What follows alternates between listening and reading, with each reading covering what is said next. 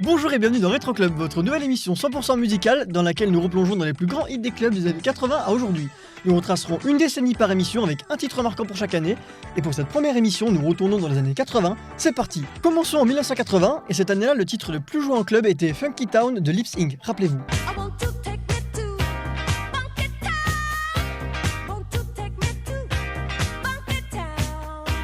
Funky Town sort le 16 mai 1980 sur le label Casablanca Records. Produite par Steven Greenberg, il parvient en tête des classements hit parade et est certifié disque de platine. Considéré comme l'un des plus grands classiques du disco, il est également le plus grand succès du groupe Lips Inc. La chanson évoque une ville imaginaire où la chanteuse du morceau nommée Cynthia Johnson aimerait se rendre afin d'y faire la fête et d'y danser continuellement. La chanson a été régulièrement réutilisée dans des spots publicitaires, des jeux vidéo ou encore des films, et a connu de nombreuses reprises. Nous voici en 1981 désormais, et en 1981, on dansait sur le légendaire tube de Kool and the Gang, Celebration. C'était ça.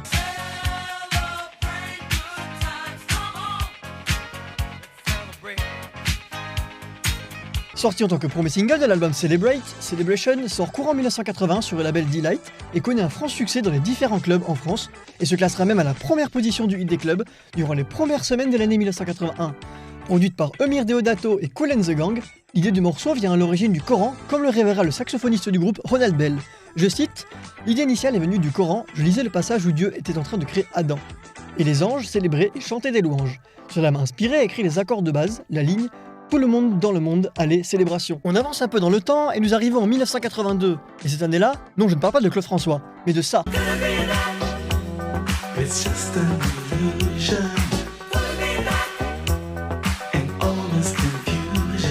Just an Illusion est un tube du groupe anglais Imagination sorti en 1982 sur le label R&B Records. Et extrait de l'album In the Heat of the Night, la chanson connaît un grand succès en club où elle se classera pendant 6 semaines en tête des charts entre juin et juillet 1982, faisant du morceau l'un des hits de l'été 1982 en France. Produite par Steve Jolet et Tony Swain, un duo d'auteurs-compositeurs britanniques, le morceau sera certifié disque d'or en France.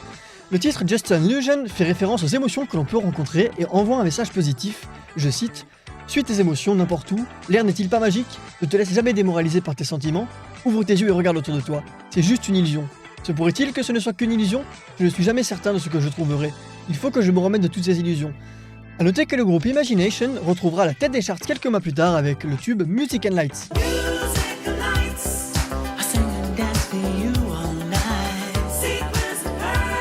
On continue notre épopée dans les années 80 avec l'année 1983.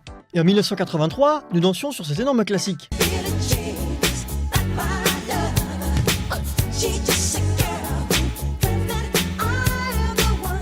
Vous l'avez sûrement tous et tous reconnu, Billie Jean est une chanson de Michael Jackson sortie en 1982 sur l'album Thriller, puis en single le 2 janvier 1983 sur le label Epic Records. Dès sa sortie, le morceau connaît un grand succès commercial, se classant à la première place de nombreux hit parades dans le monde. Il s'agit également d'un des singles les plus vendus dans le monde avec plus de 10 millions d'exemplaires écoulés. Il est aussi le single le plus vendu de l'artiste. Concernant les clubs en France, le morceau restera 7 semaines en tête des charts entre mars et avril 1983. En 2004, la chanson est classée 58e meilleure chanson de tous les temps par le magazine Rolling Stones. Les paroles de la chanson parlent d'une femme qui prétend que l'artiste est le père de son enfant alors que lui dément. L'artiste déclare que la chanson a été inspirée par la dire des groupies à propos de ses frères aînés à l'époque des Jackson 5. Quelques mois plus tard, Michael Jackson retrouve la tête des charts avec le morceau Beat It, qui restera également 7 semaines consécutives à la première position du hit des clubs en France entre juillet et août 1983, ce qui en fera l'un des hits de l'été 1983.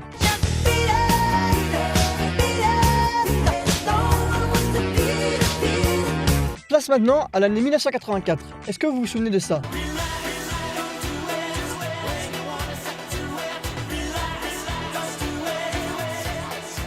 Relax est un tube du groupe britannique Frankie Goes to Hollywood sorti le 24 octobre 1983 sur le label ZTT Records, puis inclus dans l'album Welcome to the Pleasure Dome paru en octobre 1984.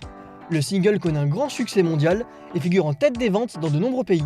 Et c'est au Royaume-Uni que le titre connaît un véritable carton puisqu'il s'écoule à 2 millions d'exemplaires et devient donc le 13e single le plus vendu dans le pays. En France, le morceau connaît également un grand succès en club puisqu'il restera pas moins de 11 semaines en tête des charts entre avril et juin 1984. Mais malgré son succès, la chanson a aussi suscité les controverses outre-Manche en raison de ses paroles jugées suggestives, ainsi que sa campagne promotionnelle dans la presse et son clip à l'imagerie ouvertement gay et sadomasochiste. La BBC a même décidé de censurer la chanson ainsi que le clip. Paradoxalement, cela n'a fait qu'amplifier le succès du disque. Le titre étant d'ailleurs sacré meilleur single britannique l'année suivante lors de la cérémonie des Brit Awards 1985. 1985 justement, sur quoi dansait-on? Eh bien si je vous dis One Night in Bangkok, ça vous rappelle quelque chose? Petit rafraîchissement de mémoire.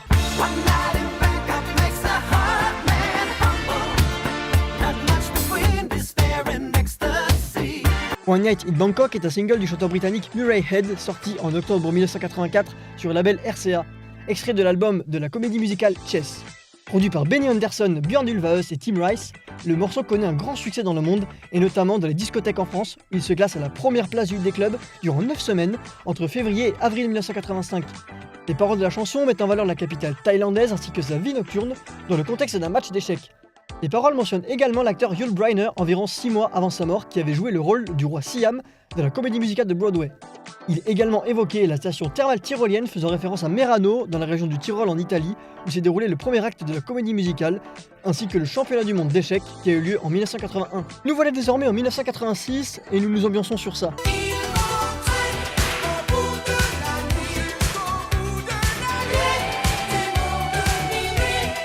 Les démons de minuit, interprétés par le groupe français Image, sort en juin 1986, premier single extrait de l'album d'Image, sorti sur le label Flower & Ash.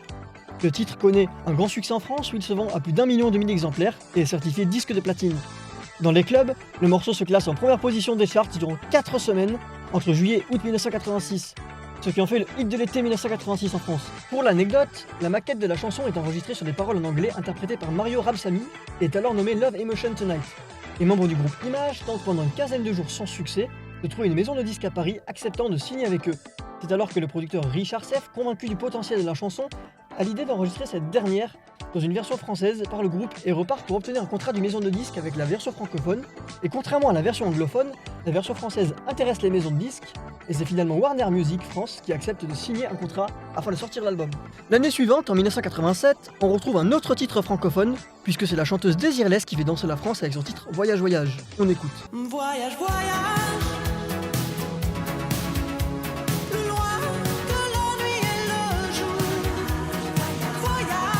Sorti en 1986 en tant que premier single de son album François sur le label CBS Disques, Voyage Voyage, écrite par Jean-Michel Riva et Dominique Dubois, était à la base destiné à Michel Delpech, mais ce dernier étant pourtant en pleine traversée du désert, la refuse.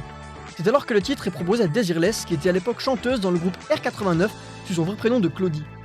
Les paroles à double sens de la chanson évoquent des voyages en termes de kilomètres, mais également des voyages initiatiques intérieurs. Elle est dédiée à Gopala, fondateur de la dynastie Pala du Bengale. Autre anecdote, dans le clip réalisé par la photographe Bettina Rames, présenté en décembre 1986, nous pouvons apercevoir parmi les figurants l'acteur américain David Caruso, âgé de 30 ans et peu connu à l'époque. Il est aujourd'hui principalement connu pour l'interprétation du rôle d'Horatio dans la série policière Les Experts Miami. Le titre, quant à lui, est un grand succès en France où il sera certifié disque d'or et figurera 3 semaines en tête du hit des clubs au début de l'année 1987. Quel titre a fait danser les clubbers en France en 1988 ? Eh bien restons dans un registre francophone avec ce titre.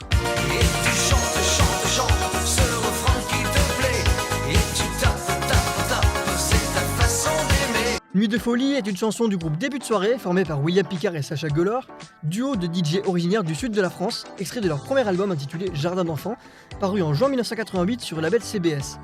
Sorti à l'origine en 1984, mais n'ayant pas connu le succès à l'époque, il a été difficile de trouver une maison de disques car aucune ne croyait au potentiel de la chanson. Mais un contrat a finalement été signé avec CBS. Les arrangements de la version plus connue de 1988 proviennent d'une chanson de Patty Ryan dont le titre est You're My Love, You're My Life. Et c'est cette année-là que la chanson connaît un grand succès en France, se vendant à plus d'1,3 million d'exemplaires et se classant en tête des ventes pendant plus de 2 mois. En club, le morceau tourne également très bien puisqu'il se classe en tête des charts pendant 5 semaines, entre juillet et août 1988, devenant incontestablement le hit de l'été 1988 en France. On arrive à la dernière année de ce premier épisode, à savoir 1989, et la décennie 80 se refermait sur ça.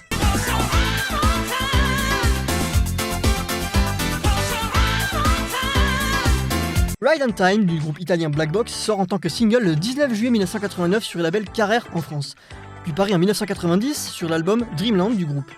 Le morceau connaît un grand succès dans plusieurs pays, notamment au Royaume-Uni. En France, le morceau domine le hit des clubs durant 8 semaines sur la fin de l'année 1989 et les premières semaines de 1990, se disputant le haut du classement avec un certain Pump Up the Jam du groupe belge Technotronic.